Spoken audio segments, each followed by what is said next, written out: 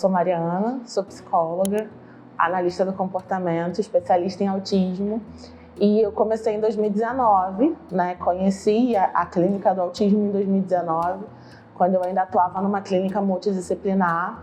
E aí apareceu muitas demandas de crianças autistas e eu fui vendo a importância, né? E entendendo como é que seria um atendimento para uma criança autista. E aí fui me especializando na época e segui trabalhando dentro dessa área. Hoje é a minha maior área de atuação, assim, eu só trabalho com crianças autistas e eu venho desenvolvendo esse trabalho tanto dentro da clínica quanto fora, né, de falar sobre autismo, de estudar sobre, enfim, procurar capacitações para que cada dia eu melhore mais, né, em questão da intervenção aqui para as crianças no consultório. Eu acho que o mês de abril ele vem para trazer à luz, né, todo o tema. É importante que a gente tenha uma data, um mês que a gente possa falar sobre isso, mas a ideia é que a gente fale sobre isso o ano inteiro, né?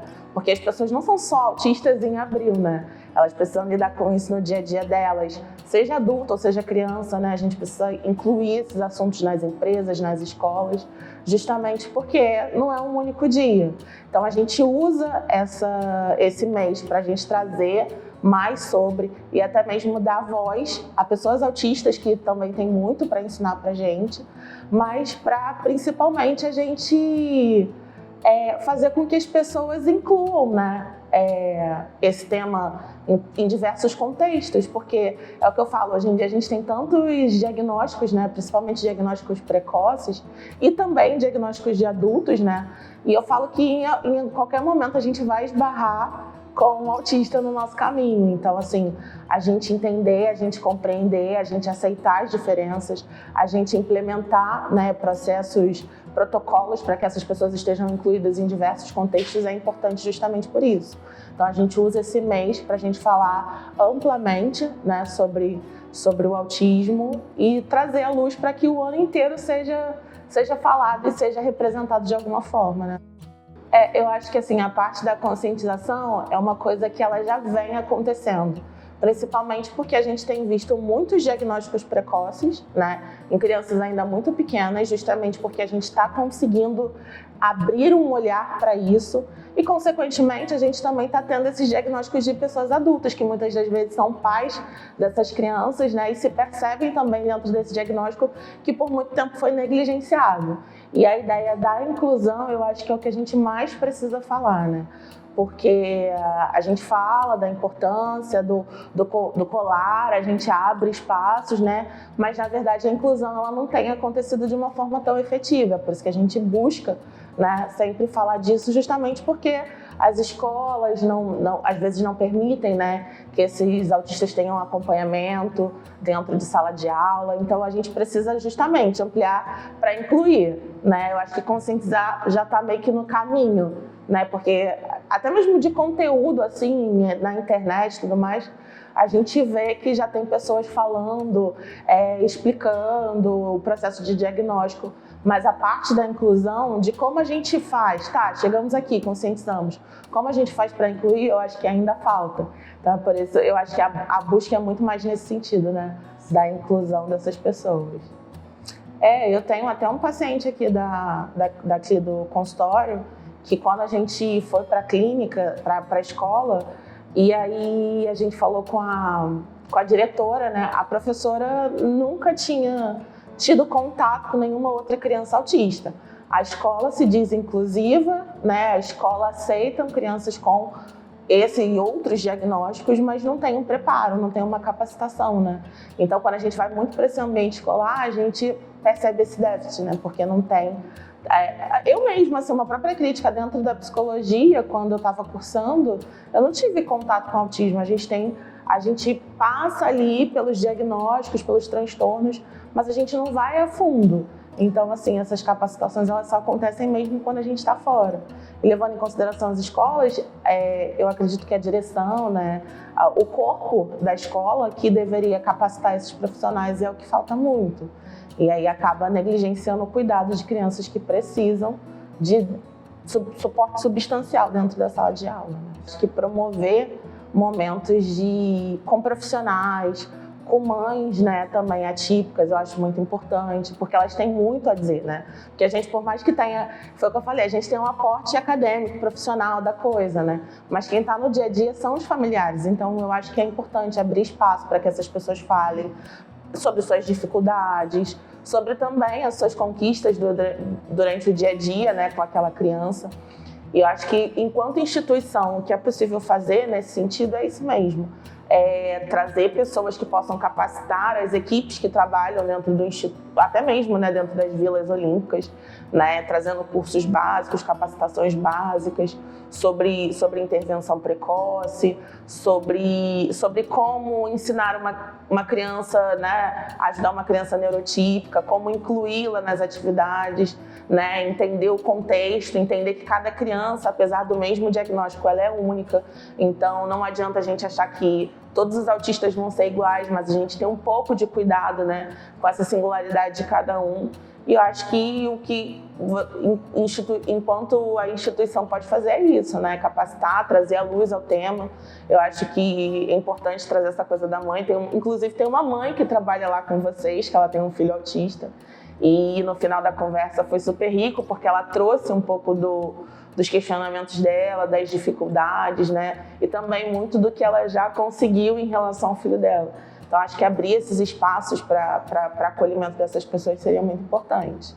Que eu acho que é o que a gente consegue fazer, né? Porque existem várias camadas que a gente precisa olhar. Mas ali, assim, para ação, o que a gente pode fazer, eu acho que é nesse sentido mesmo. Eu achei super legal no dia que tiveram diversas crianças, né?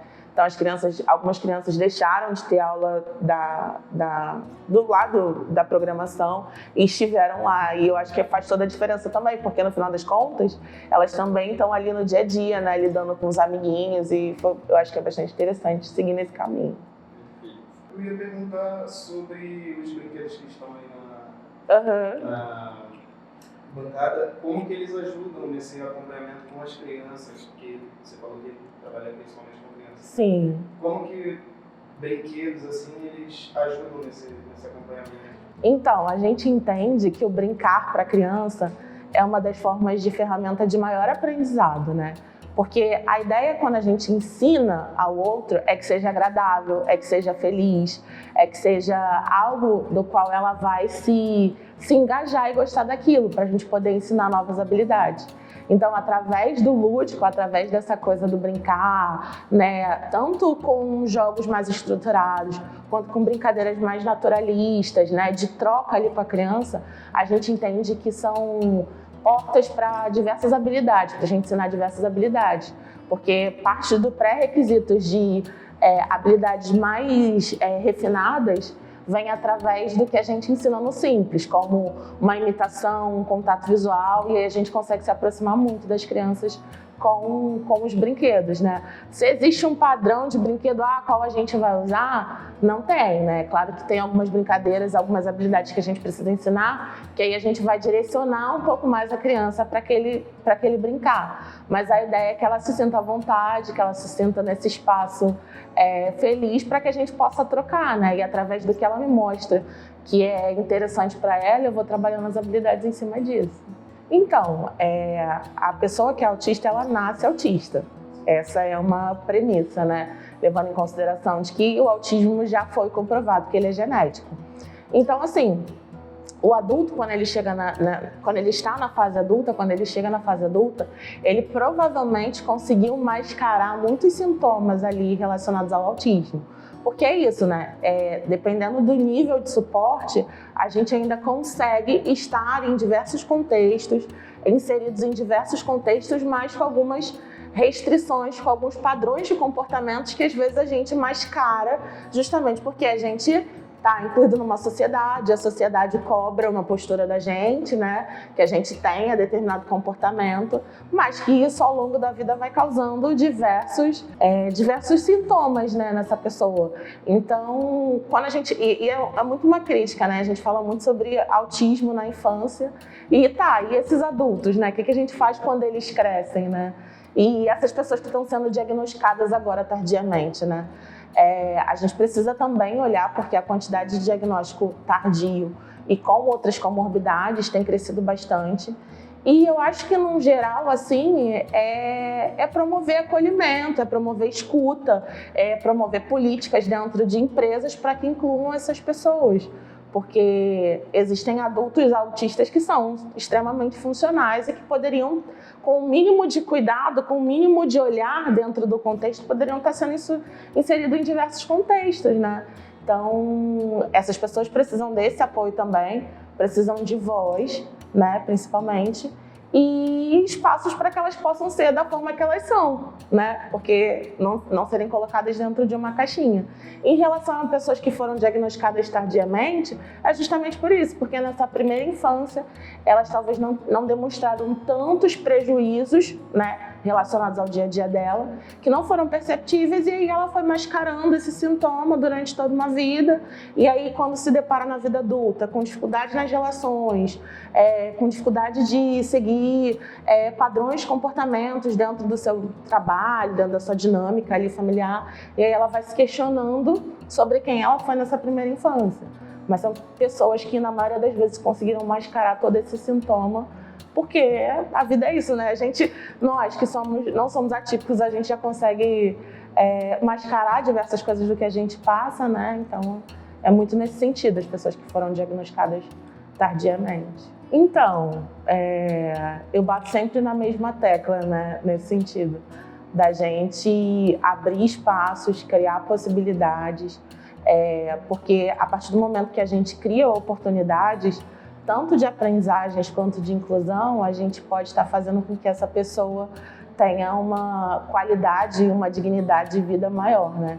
Então, eu acho que o Abril Azul, ele vem muito nesse sentido, né? Para a gente dar espaço, para a gente tentar incluir essas pessoas e promover esse discurso, principalmente dando voz, né? Porque, como eu falei já, para mim é muito fácil vir aqui falar no lugar de profissional, mas que não vivo a realidade de uma pessoa autista.